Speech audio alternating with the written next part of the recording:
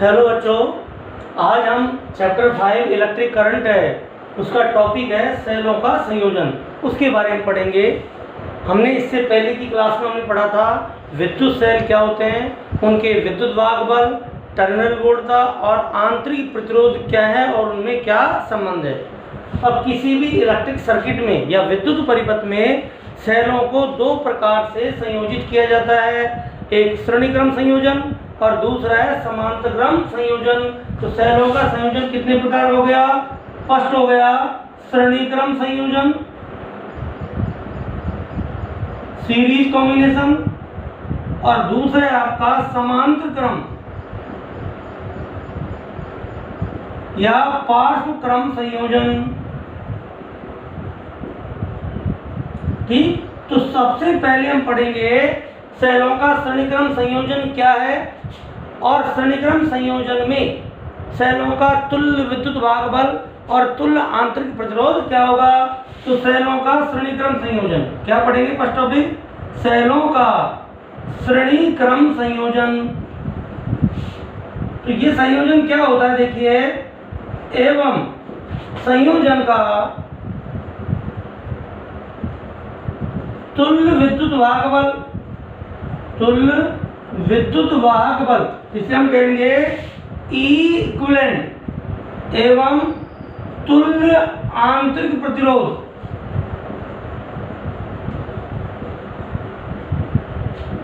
Are equivalent ज्ञात करना। ठीक, तो हमारा क्या है टॉपिक कि सेलों का श्रेणीक्रम संयोजन किसे कहेंगे? संयोजन का तुल्य विद्युत वाहक बल और तुल्य आंतरिक प्रतिरोध ज्ञात करेंगे, वो कितना होगा। तो सबसे पहली बात करते हैं श्रेणीक्रम संयोजन की। देखिए हमारे पास में ना दो सेल है, ये सेल पहला जिसका विद्युत वाहक बल है E1 और इसका आंतरिक प्रतिरोध है R1। तो ये तो आ गया आपका पहला सेल। इसके साथ ही इसी लाइन पर हम दूसरे सेल को कनेक्ट कर दें, ये आपका दूसरा सेल, ये इसका आंतरिक प्रतिरोध E2 विद्युत वाहक बल और R2 इसका आंतरिक प्रतिरोध, और दोनों को हम एक बाह्य प्रतिरोध जिसे लोड प्रतिरोध कहते हैं उसके साथ इस तरह कनेक्ट कर दें। ये R है। अब देखिए दोनों आपके सेल एक ही वायर एक ही लाइन पर हैं, अतः दोनों में धारा समान प्रवाहित होगी। क्या होगी? दोनों में आपकी धारा क्या होगी? समान प्रवाहित होगी। जो धारा इसमें आएगी वही दूसरे सेल में जाएगी। ठीक, और यहाँ पर आपकी टर्मिनल वोल्टता क्या हो जाएगी? V बराबर IR। तो क्या है? सेलों का वह संयोजन जिसमें सभी सेलों से समान धारा प्रवाहित होती है, सेलों का श्रेणीक्रम संयोजन कहलाता है। ठीक, सेलों का वह संयोजन जिसमें सभी सेलों से समान धारा प्रवाहित हो उसे क्या कहेंगे? श्रेणीक्रम संयोजन कहते हैं।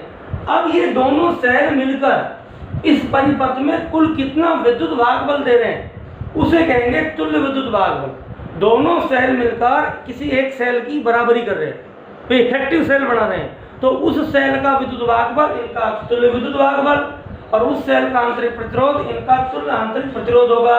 तो इन दोनों सेलों को किसी एक सेल के बराबर माना जा सकता है, तो उस सेल को बोलते हैं इक्विवेलेंट सेल या तुल्य सेल।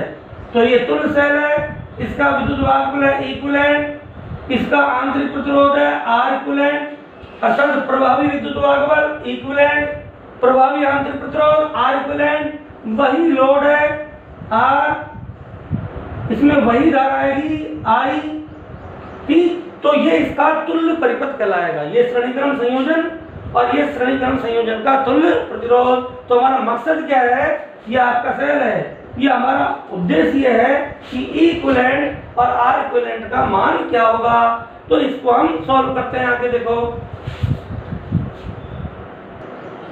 अब देखिए बच्चों, विद्युत वाहक बल होती है ओपन सर्किट में सेल की वोल्टेज। तो इस सेल की वोल्टेज कितनी है? E1। सबसे पहले हम लिखेंगे माना E1 और E2 विद्युत वाहक बल और R1 और R2 आंतरिक प्रतिरोध वाले सेल लोड प्रतिरोध R के साथ परिपथ चित्रानुसार श्रेणीक्रम में संयोजित है।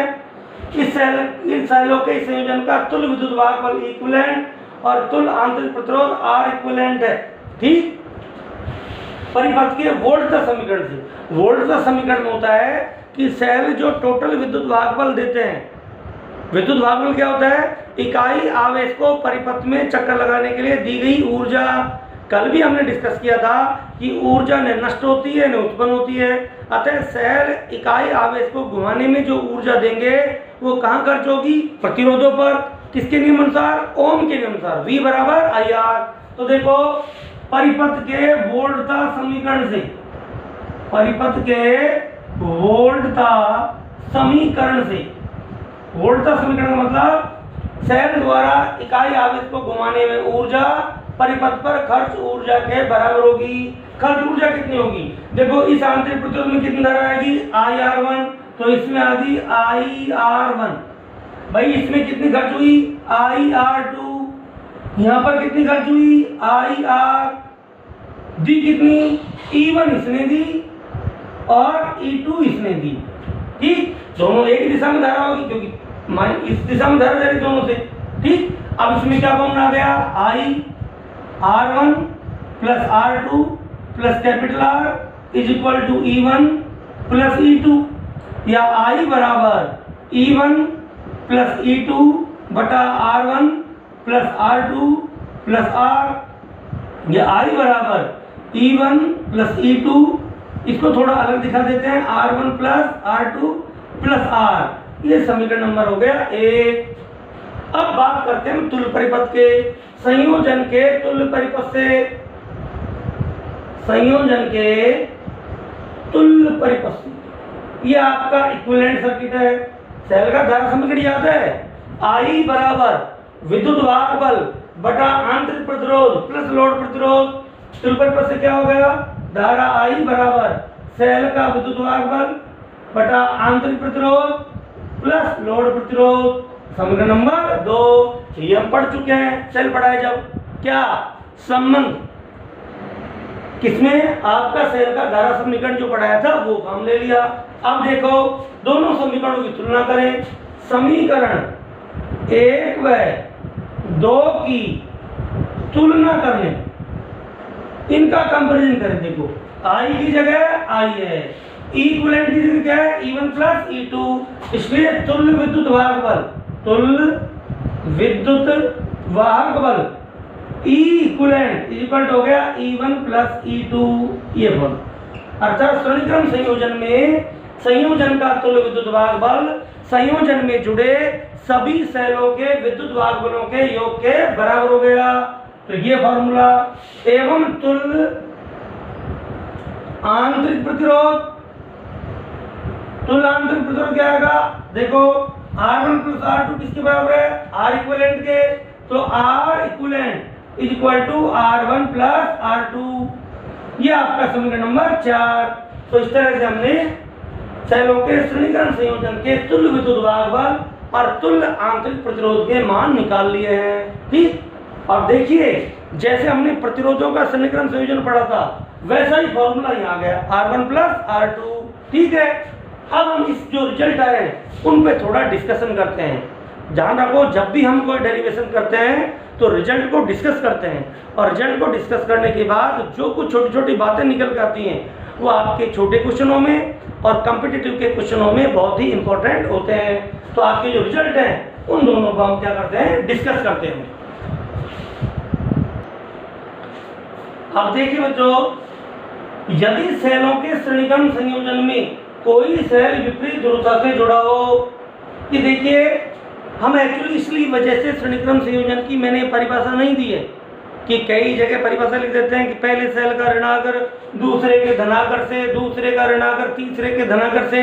ये कोई जरूरी नहीं है कि पहले सेल का ऋणाकर दूसरे के धनाकर से ही जुड़े, जैसे यहाँ नहीं जुड़ रहा है।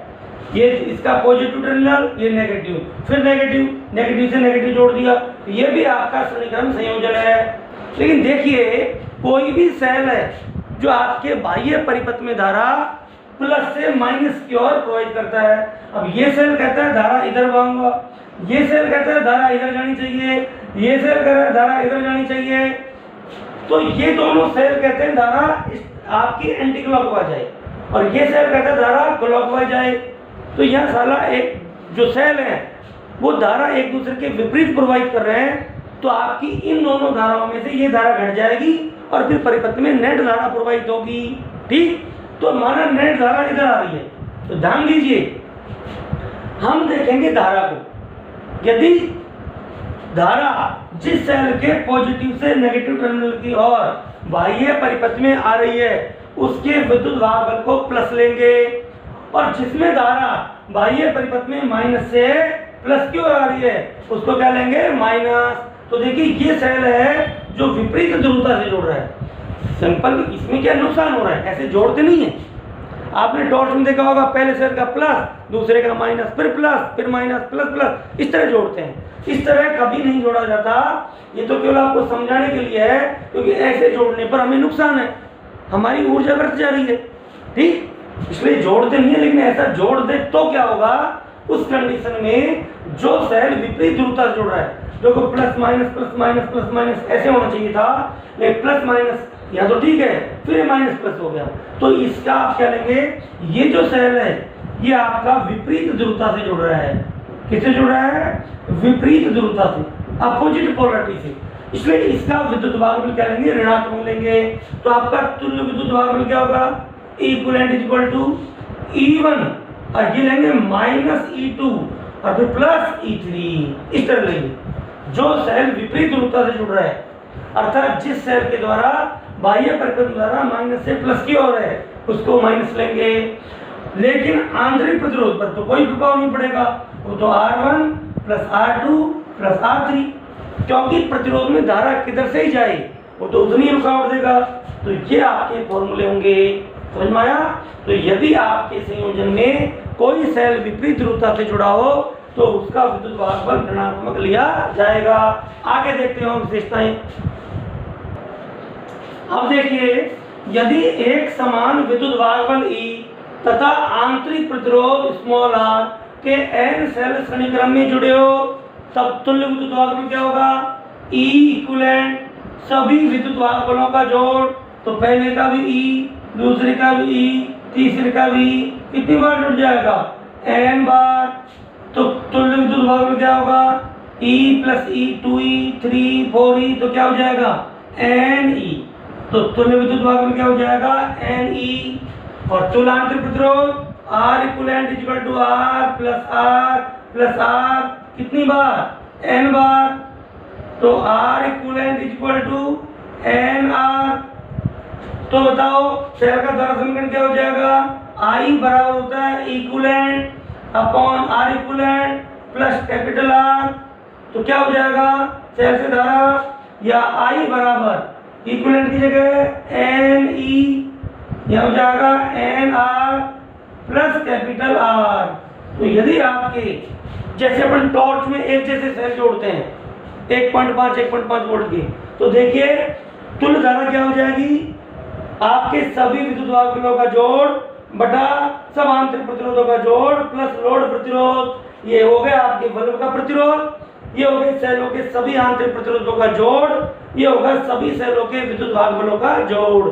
ठीक, तो आपके यदि n सेल जो बिल्कुल एक जैसे हैं उनको श्रेणी क्रम में जोड़े तो सेल से जो बाह्य लोड में धारा आ रही है होगी NE upon N small r plus capital R। अब यहाँ पर दो कंडीशन होगी कि सेल का आंतरिक प्रतिरोध लोड बाहर से जो प्रतिरोध है, जैसे टॉर्च का बल्ब है या कुछ भी है, उसके कंपैरिजन में कम है या अधिक है, तो उस पर डिस्कशन करते हैं। अब हम बात करते हैं, अभी हमने पढ़ा था यदि एक समान n सेल श्रेणी क्रम में जुड़े हो तो सेल से लोड में धारा कितनी आ रही है, NE upon N small r plus capital R। अब यदि हमारे सेल हैं उनके आंतरिक प्रतिरोध नगण्य है या आदर्श सेल है, तब क्या होगा, आपका जो आंतरिक प्रतिरोध लगभग 0 है, तो 0 को कितनी बार जोड़ लो तो 0 रहेगा, या 0 के लगभग निकट है, तब क्या होगा, NR is very very less than capital R। और जब NR ही है एवं R is very very less than capital R। ठीक, तो बताओ एक सेल से कितनी धारा आएगी, एक सेल से धारा जाएगी, केवल अकेले सेल से धारा आएगी, बोलो एन की जगह केवल आएगा E upon R plus capital R, लेकिन स्मॉल आर तो कैपिटल आर से बहुत छोटा है, इसलिए इसको हम छोड़ दें। तो क्या आएगा ई बटा कैपिटल आर। बताइए एक सेल से धारा कितनी आई, ई बटा आर। और एन सेलों से धारा, एन सेलों के श्रेणीक्रम संयोजन से धारा, श्रेणीक्रम संयोजन से धारा क्या हो जाएगी, आई बराबर। देखिए अब यहां पर भी हम क्या करेंगे, एन आर है वो कैपिटल आर की तुलना में बहुत छोटा है, इसलिए इस टर्म को क्या करेंगे, छोड़ देंगे। तो क्या आएगा एन ई बटा कैपिटल आर, एन और ई बटा आर का मतलब एक सेल से धारा। तो आपका क्या हो गया, संयोजन से जो धारा मिली है वो एक सेल से n गुना होगी, अर्थात एक सेल से धारा यदि आपकी है, एक सेल से धारा माना 1 एम्पीयर आ रही है तो 10 सेलों से 10 एम्पीयर आएगी, 20 सेलों से 20 एम्पीयर आएगी, इस तरह से है। तो यहाँ आपका इस अवस्था में श्रेणीक्रम संयोजन उपयोगी होगा। तो आपके सेलों को श्रेणीक्रम में कब संयोजित किया जाता है, याद करो, तब वो आदर्श सेल हो, उनके आंतरिक प्रतिरोध लोड प्रतिरोध की तुलना में बहुत ही कम हो, तब सेलों को श्रेणीक्रम में संयोजित किया जाता है। यदि आप दूसरी बात पर डिस्कस करते हैं कि यदि आपका आंतरिक प्रतिरोध क्या हो, उच्च हो, नगण्य की बजाय आंतरिक प्रतिरोध क्या हो, उच्च हो, अर्थात very very greater than R, तब क्या होगा, आर स्मॉल आर भी आर से बड़ा होगा। ठीक, तो एक सेल से धारा क्या हो जाएगी, अब आपका क्या बड़ा है, आपका आंतरिक प्रतिरोध आर बड़ा है, अतः कैपिटल आर की बजाय क्या आएगा, स्मॉल आर। तो एक सेल से धारा कितनी हो जाएगी, ई अपॉन आर, और यहाँ का रिजल्ट आपका चेंज होगा। कब, ये आपकी स्थिति है सेकंड, जब सेलों के आंतरिक प्रतिरोध उच्च हो, उस कंडीशन में, अर्थात ये लिख सकते हैं, अर्थात N R is very very greater than capital R. तो उस कंडीशन में आपके स्मॉल आर कैपिटल आर से बड़ा होगा, बहुत ज्यादा बड़ा होगा, उस स्थिति में इस कैपिटल आर छूट जाएगा। ठीक, जैसे हम सेल को शॉर्ट सर्किट करें तो आपके तार का प्रतिरोध लगभग नगण्य होता है। ठीक, तो उस कंडीशन में क्या हो जाएगी धारा, आई बराबर, अब कौन छूटेगा, अब स्मॉल आर को छोड़ेंगे, इसको, किसको नहीं, स्मॉल आर नहीं, कैपिटल आर को, अब इसको नहीं छोड़ देंगे, अब इसे छोड़ेंगे। तो क्या हो जाएगा, एन ई बटा एन आर, एन से एन कट गया, ई बटा, ये क्या होगी, एक सेल से धारा, अर्थात हमने कितने सेल जोड़े, एन सेल, लेकिन जोड़ने से कोई फायदा ही नहीं हुआ। एन सेल से उतनी धारा आ रही है जितनी एक सेल से धारा आ रही है। अतः जब सेलों के आंतरिक प्रतिरोध उच्च होते हैं, जब सेलों के क्या हो, आंतरिक प्रतिरोध उच्च हो, तो उस अवस्था में सेलों को किस क्रम में जोड़ा जाएगा, आपका श्रेणी क्रम में नहीं जोड़ेंगे, वो समांतर क्रम में जोड़ेंगे, जो हम नेक्स्ट पढ़ाएंगे। तो श्रेणी क्रम संयोजन में कब जोड़ेंगे, जब आंतरिक प्रतिरोध कम हो, और समांतर क्रम संयोजन में जब आंतरिक प्रतिरोध लोड प्रतिरोध से अधिक हो, वो आगे पढ़ेंगे हम। तो ये आपका श्रेणी क्रम संयोजन समाप्त हुआ। थैंक यू बच्चों। कल जो क्लास है उसमें हम पढ़ेंगे सेलों का समांतर क्रम संयोजन, उसका तुल्य विद्युत भागबल, तुलनांतरिक प्रतिरोध, और उसके रिजल्ट को भी आज की तरह डिस्कस करेंगे। ठीक, उसके बाद फिर आगे पढ़ेंगे। Thank you.